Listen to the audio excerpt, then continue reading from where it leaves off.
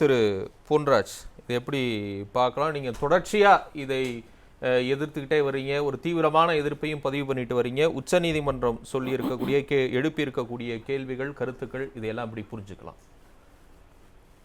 உச்சநீதிமன்றம் எழுப்புகிற கேள்விகள், அந்த கேள்விகளுக்கு எலெக்ஷன் கமிஷன் பதில் கொடுத்திருக்கிறது. இந்த எலெக்ஷன் கமிஷன் கொடுத்த பதில பார்க்கும் போதும் 3 மெஷின்லயுமே இவிஎம்லையும் கண்ட்ரோல் யூனிட்லையும் ballot unit, control unit and விவிபேட்லயுமே வந்து மைக்ரோ சிப் இருக்கு. இந்த 3லயுமே ப்ரோக்ராம் பண்ண முடியும், 3லயுமே வந்து ஸ்டோர் பண்ண முடியும். சிம்பிள் லோடிங் யூனிட்டை லோட் பண்ணி தான் பேலட் யூனிட்ல வந்து சிம்பிள் லோட் பண்றாங்க. இதெல்லாம் ஆனா சரியான கேள்விகளை உச்சநீதிமன்றம் கேட்டிருக்கிறதா என்றால் இல்லை என்றுதான் நான் சொல்கிறேன். ஏன்னா இவங்க வந்து சரியான கேள்விகளை இவர்கள் கேட்டிருக்கிறார்கள் என்று சொன்னால் இல்லை. எது ரிலவெண்டான கொஸ்டினை கேட்டாங்களா அப்படின்னா அந்த ரிலவெண்டான கொஸ்டினும் இல்ல. ஏன்னா உச்ச நீதிமன்றம் தலையிட்டு தான் விவிபேட்டே வந்தது. தேர்தல் ஆணையத்தை வந்து முழுசா நம்பணும், தேர்தல் ஆணையம் தான் இதுக்கு அதிகாரம் பெற்ற அமைப்பு, அதை அவங்க சொல்றதை நான் நம்பாம இருக்க முடியாது என்று சொன்னால் அவர்கள் சொன்னதை நம்பி பேசாம இவிஎம் மட்டும் வச்சிட்டு போயிருக்கலாம். எதுக்கு விவிபேட்டை கொண்டாந்தாங்க? அத்வானி கேஸ்ல, சுப்பிரமணிய சாமி கேஸ்ல ஏன் கொண்டாந்தாங்க? சரி, இந்த விவிபேட் வந்து 17,30,000 விவிபேட் வாங்கிட்டாங்க, 5,000 கோடி செலவழிச்சு வாங்கிட்டாங்க. ஒவ்வொரு விவிபேட்டும் பிரிண்ட் பண்ண முடியும். இது பொதுமக்களது பணத்தை செலவழிச்சு வாங்கிட்டாங்க. இதை பிரிண்ட் பண்ணி அந்த பிரிண்ட் ஸ்லிப் வந்து அந்த விவிபேட்டுக்குள்ளேயே விழுகுது. இந்த விவிபேட் வந்து ஒவ்வொரு விவிபேட் வந்து குறைஞ்சது 1,000-2,000 ஸ்லிப்பு கூட ஹோல்டு பண்ற அளவுக்கு தான் விவிபேட் இருக்கு. அப்ப பிரிண்ட் ஆகி விழுந்த ஸ்லிப்பை என்றதுக்கு எலெக்ஷன் கமிஷனுக்கு என்ன ப்ராப்ளம்னு எனக்கு தெரியல. அவர்கள் சொல்லக்கூடிய எந்த ரீசனுமே ஏற்றுக்கொள்ளக்கூடிய ரீசன் அல்ல. அதை எப்படி உச்சநீதிமன்றம் ஏற்றுக்கொள்கிறது என்பது புதிராக இருக்கிறது. இல்ல, எங்களுடைய சந்தேகங்களுக்கெல்லாம் விடை கிடைத்து விட்டதுன்னு அவங்க நேத்து பதிவு பண்றாங்களா அந்த வார்த்தையை நீதிபதிகள் தீர்ப்பு ஒத்தி வைக்கும் போது அது சொல்றாங்கல்ல. அப்ப சந்தேகம் தீர்ந்து விட்டதுன்னா எந்த அடிப்படையில சொல்றாங்கன்னு நினைக்கிறேன். என்ன சந்தேகம் தீர்ந்து விட்டது? இவங்க என்ன கேள்வி கேட்டாங்க, என்ன சந்தேகம் தீர்ந்து வச்சு நம்ம திரும்ப திரும்ப சொல்றோங்க. ரீட் ஒன்லி மெமரியில 1 டைம் தான் ரைட் பண்ண முடியும். 1 டைம் ரைட் பண்றதுக்கு கூடிய சாஃப்ட்வேர்ல வெறும் கால்குலேட்டர் சாஃப்ட்வேர் தானே இவங்க சொல்றாங்க. கால்குலேட்டர் சாஃப்ட்வேர் மாதிரி கவுண்ட் பண்ணுது, ஓட்டு போடுறத வந்து ரெக்கார்ட் பண்ணுது, அதை கவுண்ட் பண்ணி கொடுக்குது, இவ்வளவுதானே பண்ணுது. சரி, இத கவுண்ட் பண்ணக்கூடிய மெஷினை வந்து பிரிண்ட் பண்றதுக்கு இவ்வளவு தூரம் 5,000 கோடி செலவழிச்சு பிரிண்டர் கொண்டாந்து வச்சாச்சு, விவிபேட் கொண்டாந்து வச்சாச்சு. இதுல என்றதுல உங்களுக்கு என்ன பிரச்சனை? என்ன 12 நாள் ஆகும்னு சொல்லி தேர்தல் ஆணையம் என்ன அடிப்படையில 12 நாள் ஆகும் என்று பொய்யான தகவல்களை சுப்ரீம் கோர்ட்டுக்கு கொடுத்தது. அதை வேலிடேட் பண்ணிச்சா சுப்ரீம் கோர்ட்? கேட்டுச்சா? அந்த கேள்வியை கேட்டுச்சா? கேட்கல. அப்ப இரண்டாவது, ஒரு 1 டைம் ப்ரோக்ராமபிள் யூனிட்ல நீங்க சாஃப்ட்வேரை எழுதி வச்சிட்டீங்க அப்படின்னா இந்த சாஃப்ட்வேரை எழுதுறதுலதான் நம்மளுடைய சந்தேகம். இந்த சாஃப்ட்வேரை எழுதி ரைட் பண்ணக்கூடிய இசிஐஎல் இருக்கட்டும் இல்ல பெல்லா இருக்கட்டும், இந்த பெல் எழுதக்கூடிய ஸ்டாண்டர்ட் ஆபரேட்டிங் ப்ரொசீஜர் இன்றைக்கு ஓபனா இருக்கா? இன்றைக்கு அனைத்து கட்சிகள் டெக்னிக்கல் கமிட்டி போய் அதை ரெவியூ பண்ணுமா? அனைத்து கட்சிகள் உறுப்பினர்கள் கொண்ட டெக்னிக்கல் கமிட்டிக்கு இது ஓபனா இது கால்குலேட்டர் சாஃப்ட்வேர் தானே. இது வந்து ராணுவ ரகசியம் இல்லையே, இது ராக்கெட் சயின்ஸ் கிடையாது, வெறும் கூட்டல் கழித்தல் தானே. இந்த சோர்ஸ் கூட காமிப்பதுல எலெக்ஷன் கமிஷனுக்கு என்ன பிரச்சனை? ஒண்ணு. ரெண்டாவது, இதை மேனிட்டர் பண்றதுக்கு இந்த சாஃப்ட்வேர் எழுதுறாங்கல்ல மேனுபேக்சரிங் டைம்ல ரிப்பேர் ஆன மெஷின் 3.5 லட்சம் மெஷின் பிளஸ் 6.5 லட்சம் மெஷின் சொல்றாங்க. 6.5 லட்சம் மெஷின் ரிப்பேர் ஆன மெஷின் என்ன ப்ராசஸ் படி எது ரிப்பேர் ஆயிருக்கு இது வரைக்கும் வெளிப்படைத்தன்மை இருக்கான்னா இல்லை. இந்த கேள்வி கேட்டுச்சா உச்ச நீதிமன்றம்? கேள்வி கேட்கல. சரி, இந்த ரிப்பேர் ஆன மெஷினை என்னதெல்லாம் சரி பண்ணிருக்கீங்க? ஏதாவது நீங்க வந்து இப்ப ரிப்பேர் ஆன மெஷினை மட்டும் வச்சுக்கிட்டு உள்ள போறாங்க இல்லையே, அப்ப சரி பண்ணீங்களா? சரி பண்ணதுக்கு என்ன மெத்தட் ஃபாலோ பண்ணிருக்கீங்க? இந்த கேள்வி கேட்டுச்சா உச்ச நீதிமன்றம்? கேள்வி கேட்கல. சரி, ஒரு டைம் எழுதக்கூடிய சாஃப்ட்வேரை எழுதுறீங்களே, இது இண்டிபெண்டன்ட் கமிட்டி இருக்கா? இதுக்கு வந்து சுப்ரீம் கோர்ட் ஜட்ஜஸ் இருக்காங்களா? இதுக்கு இண்டிபெண்டன்ட் ஓய்வு பெற்ற ஐஏஎஸ் அதிகாரிகள் இருக்காங்களா? இதுக்கு வந்து அனைத்து கட்சியினுடைய டெக்னிக்கல் கமிட்டி இதை ஓவர்சீ பண்ணுதா? இந்த கேள்வியை கேட்டுச்சா உச்ச நீதிமன்றம்? கேட்கல. அப்ப இதுவும் கேட்கல. சரி, நம்ம என்ன சொல்றோம்? இந்த சிம்பிள் லோடிங் டைம்ல இந்த சிம்போலோட சேர்த்து ஒரு சங்கேத மொழியை இன்டகிரேட் பண்ணி அனுப்புறதுக்கு வாய்ப்பு இருக்கிறது என்பதை தெளிவா நம்ம சொல்றோம். இந்த கேள்வியை கேட்டுச்சா உச்ச நீதிமன்றம்? கேட்கல. ஏன் கேட்கல? சிம்பிள் லோடிங் டைம்ல சிம்பிளை லோட் பண்ணிட்டீங்க, ஒரு சங்கேத மொழியை அதுல இன்ட்ரோடியூஸ் பண்ணிட்டீங்க அப்படின்னா எந்த சிம்பிள் ஜெயிக்கணுமோ நீங்க வந்து ஆர்டர் மாத்திக்கலாம், சிம்பிள் மாத்திக்கலாம், எதை வேணாலும் மாத்திக்கலாம். ஆனால் எந்த சிம்பல்ல நீங்க வந்து வரணும்னு நினைக்கிறீங்களோ அதுல வந்து ஒரு சின்ன ஆஸ்கி கேரக்டரை நீங்க சேர்த்து வச்சிட்டீங்கன்னா அதை மட்டும் சர்ச் பண்ணி அந்த அந்த அந்த வெற்றி பெறும் என்றதுக்கான ப்ரோக்ராம் உள்ள ஆல்ரெடி முதல்லயே ஸ்டோர் பண்ணி இருந்துச்சு அப்படின்னா அதுல வந்து அதுல ஜெயிக்கும். அதுல வந்து அது மட்டும் வெற்றி பெறும். இந்த கேள்வியை கேட்டுச்சா உச்சநீதிமன்றம் கேட்கல. அப்ப நம்ம கேட்கிற கேள்வி என்ன, சரி எதற்காக இந்த சந்தேகம்? இந்த சந்தேகம் எலெக்ஷன் கமிஷன் அப்பாயின்ட் பண்றதுல டிரான்ஸ்பரன்சி இல்ல. ஆள சுப்ரீம் கோர்ட் நீதிபதி உங்க நீதிபதியை நீக்கிட்டாங்க. சுப்ரீம் கோர்ட்டுடைய தலைமை நீதிபதி நீக்கியாச்சு. உங்களுக்கு சுப்ரீம் கோர்ட்டுக்கு அந்த உணர்வாக இருக்கணுமா இல்லையா? இல்ல. அந்த கேள்வி கேட்டீங்களா, ஏன் நீக்கினீங்கன்னு கேள்வி கேட்கல. ரெண்டாவது, பெல்லிலையும் இசிஐலையும் பிஜேபியினுடைய மெம்பரை டைரக்டரா போட்டிருக்கீங்க. அந்த டைரக்டர் சொல்படி நடக்காது என்பது என்ன நிச்சயம்? அப்ப அந்த கேள்வி கேட்டுச்சா உச்ச நீதிமன்றம்? கேள்வி கேட்கல. சரிங்களா?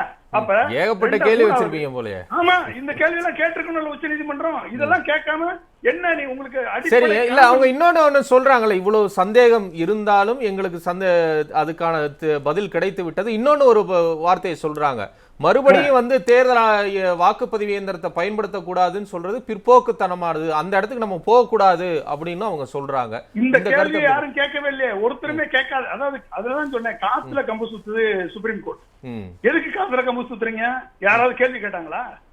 யாராவது கம்பெடுத்துட்டு வந்தாங்களா? நீங்க வந்து இந்த ஓட்டு பேலட் பேப்பருக்கே போகணும், வாக்குச்சீட்டு முறைக்கே போகணும் யாராவது கேட்டாங்களா?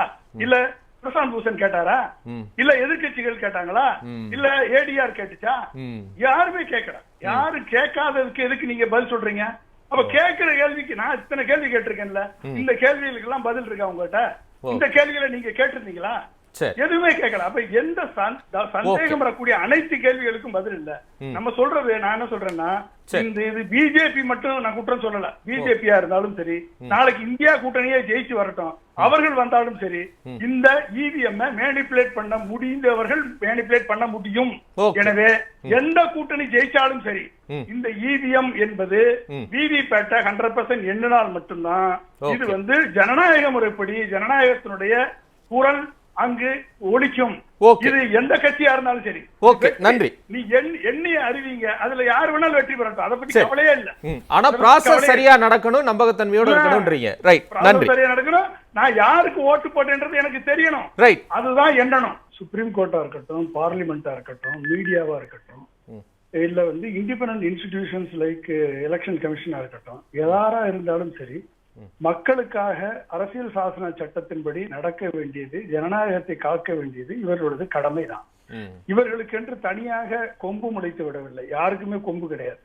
எனவே இவர்கள் மக்களுக்கு எழுப்பக்கூடிய சந்தேகங்களை தீர்த்து வைக்க வேண்டிய இடத்தில் இருக்கிறார்கள் தான் இவர்கள் தான். இதை வந்து தங்களது கடமையை தவறுகிறார்கள் என்று சொன்னால், இது வந்து ஒரு இன்ஸ்டிடியூஷனை விட அந்த இன்ஸ்டிடியூஷன்ல ஒர்க் பண்ணக்கூடிய ஒரு சில பேர் இந்த மாதிரி நடக்கும் பொழுது அந்த இன்ஸ்டிடியூஷன் மேலேயே நமக்கு நம்பிக்கை இல்லாத தன்மை ஏற்படுகிறது. அப்ப இப்படி பண்ணும்போதும் இப்ப இந்த காங்கிரஸ் கவர்மெண்ட், இப்ப சொன்னோம் நம்ம ஏற்கனவே வந்து காங்கிரஸ் எப்படி ஜெயிச்சது, தமிழ்நாட்டுல திமுக எப்படி ஜெயிச்சது, கர்நாடகாவுல காங்கிரஸ் எப்படி ஜெயிச்சது, தெலுங்கானாவுல எப்படி காங்கிரஸ் ஜெயிச்சது, இங்கெல்லாம் ஜெயிக்கலையா அப்படின்னு இந்த அளவுக்கு கூட, அதாவது 400 சீட்லயும் 543 சீட்லயும் பிஜேபி ஜெயிக்க முடியும். ஆனா ஜெயிச்சா மக்கள் உங்களை ஏத்துக்குவாங்களா? மக்கள் நம்புவாங்களா? ஒரு மிகப்பெரிய புரட்சி வெடிச்சிடாதா? அப்ப இது கூட தெரியாதவர்களா பிஜேபியில இருக்காங்க, இன்டெலக்சுவல் இருக்காங்க, இன்டெலக்சுவல் செல்ஸ்ல இருக்காங்க. அப்ப எங்க ஜெயிக்கணுமோ, எந்த இடத்துல பவர் வேணுமோ அந்த இடத்துல செஞ்சா போதும். அப்ப இந்த விஷயத்தை தெரியாம காங்கிரஸ் கோட்டை விட்டுருச்சு. இந்த இவிஎம் மிஷினை மேனிபுலேட் பண்ண முடியும், ஒழுங்கா பண்ணினால் கடைசி வரைக்கும் பிஜேபி ஆட்சிக்கு வந்திருக்க முடியாது. அவர்கள் செய்ய தவறிவிட்டார்கள். அன்றைக்கு வந்திருந்தாங்கன்னா இன்னைக்கு வந்திருக்க முடியாது. சொல்றதில்ல, சொல்லி முடிச்சிடறேன். ரெண்டாவது, இத பிஜேபி இன்றைக்கு 400 சீட்டு, இவங்க 400 சீட்டு வெல்வோம் என்று இவர்கள் சொல்கிறார்கள். 303 சீட்ல இவங்க ஜெயிச்சாங்க.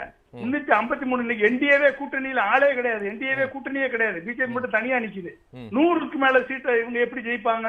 அப்ப 400 சீட்ல ஜெயிப்போம்னு இவங்க ஜெயிச்சாங்கன்னா இது இவிஎம் ஆல் மட்டும்தான் முடியுமே ஒழிய இன்றைக்கு இருக்கக்கூடிய பிஜேபி எதிர்ப்பான மனநிலையில், மோடி எதிர்ப்பான மனநிலையில் இதுதான் ஒரு கொஸ்டினா இருக்கு. இப்ப 400ல அவங்க ஜெயிச்சுட்டா அத மக்கள் தீர்ப்புன்னு ஏற்றுக்கொள்ள முடியாத மனநிலையில இருக்கிறாங்க, உடனே இவிஎம் மேல போயிடும். சரி, இப்ப ஒரு 300 ஜெயிக்கிறாங்கன்னா ஏத்துப்பீங்களா? அப்ப இல்ல, நீங்க அதுக்கான அனைத்து காரணங்கள் இருக்குல்ல, நீங்க ஜெயிக்கிறவங்க தானே. நீங்க ஜெயிங்க, ஒண்ணும் பிரச்சனை இல்லை. 400 ஜெயிங்க, 453, 543 கூட ஜெயிங்க. நாங்க கேக்குறது 100% விவிபேட்டை எண்ணி ஜெயிங்க. ஏன் உங்களுக்கு அந்த பிரச்சனை? இதான கேக்குறோம். 100% விவிபேட்டை எண்ணி ஜெயிங்க. நான் ஒண்ணு கேக்குறேன், இது வரைக்கும் நீங்க போய் ஏன் அங்க ப்ரூவ் பண்ண மாட்டீங்க? ஏன் எலெக்ஷன் கமிஷன் ஓபன் பண்ணி வச்சுட்டு ஏன் போய் பண்ண மாட்டீங்க, செய்ய மாட்டீங்க? நான் ரெண்டு கேள்வி கேட்கிறேன். இந்த பதிலுக்கு, இந்த கேள்விக்கு நான் சொல்றேன், நீங்க எலெக்ஷன் கமிஷன் இது வரைக்கும் மெஷினை வந்து வச்சிருவாங்க. நீ மெஷினை தொடக்கூடாது, நீ வெளியே இருந்து நீ ஹேக் பண்ண அப்படின்னா ஹேக் பண்ண முடியாது. எப்படி ஹேக் பண்ண முடியும்? ஹேக் பண்ண முடியாது. நீங்க மெஷினை ப்ரோக்ராமபிள் டிவைஸ்னு ஒண்ணு இருக்கு, அதுல சாஃப்ட்வேர் எழுதணும், கம்பைல் பண்ணணும், மெஷின் லாங்குவேஜ் கோட எக்ஸிக்யூட் பண்ணணும், ப்ரோக்ராமபிள் டிவைஸை வச்சு சிப்ல ரைட் பண்ணணும். இந்த ஃபெசிலிட்டியை இதுவரைக்கும் எலெக்ஷன் கமிஷன் கொடுத்திருக்கா யாருக்காவது? அப்படின்னா இல்லை. அப்ப இது ஒண்ணு. ரெண்டாவது, இந்த சாஃப்ட்வேர் எழுதக்கூடிய இடத்துல ஜாயிண்ட் பார்லிமெண்டரி கமிட்டி இருக்கா? அனைத்து கட்சிகளை சேர்ந்த எம்பிக்கள் இருக்காங்களா? ரெண்டாவது, இவர்களோட சேர்ந்து இண்டிபெண்டா ஜட்ஜஸ் இருக்காங்களா? ஐஏஎஸ் அதிகாரிகள் இருக்காங்களா? அப்ப இவர்களை ஏன் வைக்கல? அப்ப ரெண்டுவையும் வைங்க. இத வந்து ப்ரூவ் பண்றதுக்கு ஆயிரக்கணக்கான பேர் ஒரு ஜாஸ்ட் பிஇ படிச்ச பையன் நிரூபிட்டு போயிடுவான். மூன்றாவது சொல்றேன், அந்த மூன்றாவது ஃபைனலா அதாவது இந்த சுப்ரீம் கோர்ட் கேட்ட கேள்விகள் எதுவும் இனிமேல் வந்து சஞ்சீவ் கண்ணா என்பவர் என்ற ஜட்ஜி வந்து போன எலக்ட்ரல் பாண்ட்ஸ் கேஸ்ல ஒரே ஒரு கேள்வி கேட்டார். வாக்காளனுக்கு ரைட் டு நோ, என்ன ரைட் டு நோ, அதாவது எந்த கட்சிக்கு வாக்களிக்கிறானோ அவனுக்கு எவ்வளவு பணம் வந்து கார்பரேட்ல இருந்து வருது என்ற உண்மையை தெரிந்து கொள்ளக்கூடிய உரிமை இருக்கிறது என்று தீர்ப்பு கொடுத்தவர் சஞ்சீவ் கண்ணா. இப்படிப்பட்ட சஞ்சீவ் கண்ணா அவர்கள் நேற்று கொடுத்த அப்சர்வேஷன் ஏமாற்றம் அளிக்கிறது. இதற்கு மேல இவர்கள் சொல்லக்கூடிய தீர்ப்பு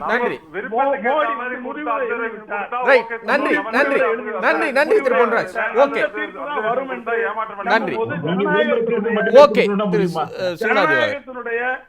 ஜனநாயகம் வந்து கேள்விக்குறியாக்கப்படும். இந்த ஜனநாயகத்தில் கடைசி வரை இந்தியா கூட்டணி ஜெயிச்சா கூட இதை மாற்றாமல் விடக்கூடாது. நன்றி. ஜனநாயகம்.